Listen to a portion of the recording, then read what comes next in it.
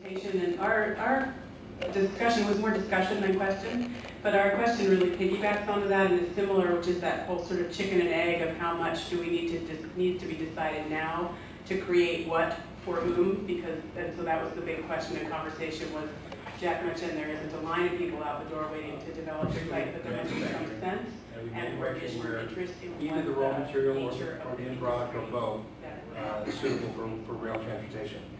An example of how that happens even when you don't expect it is that we were involved when the University of Oregon decided they wanted to take the land that Williams Bakery has and put a basketball arena there. Bob Albers, who was the CEO, came down here. We drove around, we're looking at sites, and when we went to the Glenwood site, one of the advantages that it had was rail. And he said, you know, we've never had a rail here, and they didn't have it over there at Franklin Boulevard. We've never really used it, but that would actually be a great way for us to bring our flour, raw materials in, and that was one of the advantages that they had that they didn't even know that they would have. So as we look forward into the competitive advantage of rail versus trucking and other forms of transport, I think that rail is going to continue to be a major factor for a lot of manufacturers, and that's going to be the most likely type of company that would move there. Now, one of the issues that we've also had that's come up is, what about distribution? And frankly, there's a little difference of opinion. There's some people who think, well, it doesn't create that many jobs per square foot, and the jobs aren't all that high paying, although I think people will be surprised at how good a lot of the distribution jobs are. Up in Lebanon, where they have the Lowe's, those are really good jobs. Williams Bakery, which I mentioned, so a lot of that is the delivery jobs and that. They qualified for the expanded enterprise zone, even though that meant they had to have an average pay of almost $50,000 per employee. They qualified for that. So there are a lot of these that have really good jobs and good paying opportunities. I think those would be the most likely near-term opportunities that we would have, is manufacturing, particularly using substantial raw materials. And in fact, actually, as we think about it, it's historically used in wood products. Something involved in value-added wood products manufacturing would also be one. So those are just ones that we're thinking of today. Obviously, we're open quite often for users and purchasers, for example, getting the designations for brownfields or level 1 environmental studies, wetlands, all that, because they're the first beneficiaries.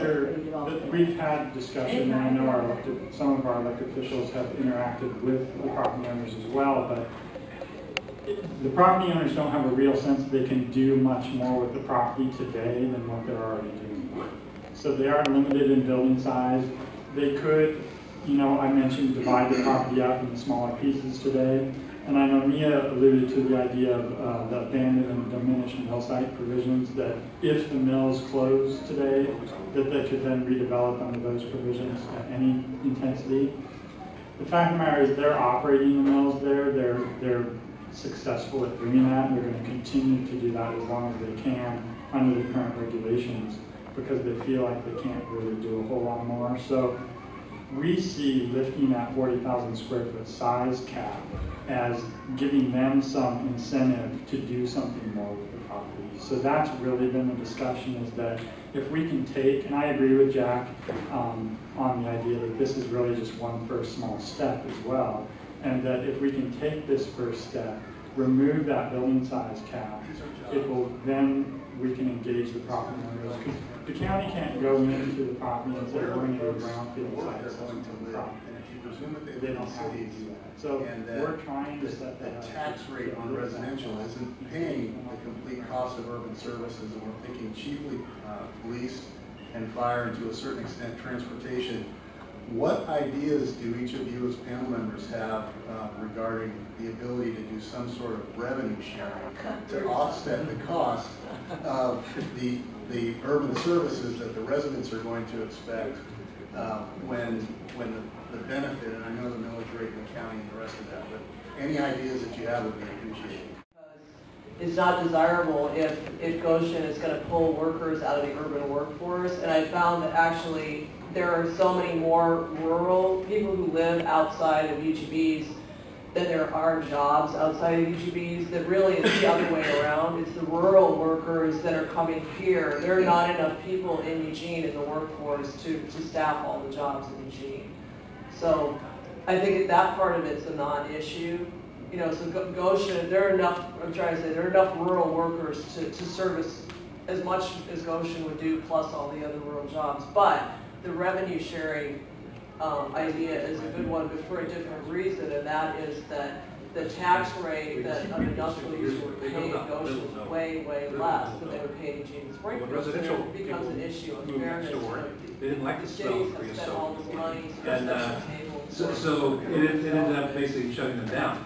So finding some ways to protect that, it makes sense. But then the notion of some revenue sharing, if you're doing it on a expanded scale like that, makes some sense. We had talked about things like having special districts that might be controlled regionally as regional employment centers, and with some revenue sharing based on that. That's well down the road. We're talking here about really a small first step, and the amount of resource that this is going to use and the workforce is going to attract that isn't going to be significant enough, I think, for us to necessarily try to address that. The other thing I would say, and I've already heard this from some of my friends who work for cities, well, how are we going to compete with them if they get to pay that low property tax rate? Well, the reality is that as a percentage of your total cost, that's small potatoes. And if we had adequate industrial sites for that type of development inside the cities, we wouldn't be worrying about this. So I really don't think it's going to be a case of people flocking there instead of coming to Eugene, Springfield, or the other surrounding cities. And I certainly don't think people are going to pick up and move there from here for that reason alone. When you really look at in terms of long-term opportunities, I think that we probably should be thinking in terms of our land use together with how we pay for things.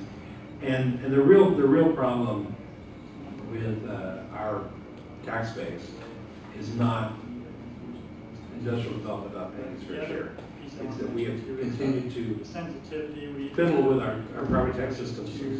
We've taken what a lot of people we understand, said me was mentioned earlier about the worst initially there was some tax commercial system uses available, and we've made it so much worse now. We would love to go back to the terrible system we had in the But we've 1980s. also heard But from the cities that they do have concerns about us creating jobs out in Goshen that would potentially compete with jobs being created in the city. So we've actually, and Jack kind of talked to this as well, but we've worked really hard to identify purely manufacturing type jobs that would be allowed there, and gone a step further and actually created definitions for what would be rail dependent types of manufacturing and rail supported types of manufacturing uses. So to limit what types of even manufacturing uses to build on the strategic infrastructure and characteristics of the area that are in place today, that we feel when we're that specific on rail supported types of or dependent uses, it's not as critical the use that the cities can necessarily provide. So. My question kind of is on that point, and that is that I believe that this is the first good step. I really do, and it's not going to stay the same forever. But as Jack said, something happening there. I think it's a long way off, and so today we get the same kind of leads, and people looking for 50 acres or 100 acres are going to change in 10 or 15 or 20 years. Won't be the same kind of business. And I just wondered, what would be the process Lane County would go through to try to talk beyond rail-oriented businesses? Because I have a feeling that if you are waiting for that to happen, you could be waiting for a very long time, and that there will be increased pressure then to say, you know, that didn't work, so let's start to change what we're looking for. Because ultimately, if you make this kind of investment, you want to get some kind of return on your investment, and rather sooner than later. Is there any kind of process to open up to things? There may be some things, J.H. Baxter, other kinds of folks that are And then also thinking about working with not Jack being here much longer because they need a place to go where they working can do with the this city. process. So really a collaborative effort to try and bring in all of the interested parties to try and, it's a balancing act, because we're not going to be able to do it all and we can't please everybody, but we're trying to strike that fine balance between what can we try and do and have it fit in with the larger regional strategy. So this code that we've developed, it's available on our website. I can give you that website. It's lanecounty.org/Goshen. You can go to the draft code, all our findings, all the information about the public meetings we've had. I'll just put a plug in. This process is at our planning commission today, currently in a continued hearing process. The next continued hearing is November 13th, and you can find information about that on our website as well. But your question really, the short answer is that that's part of this process.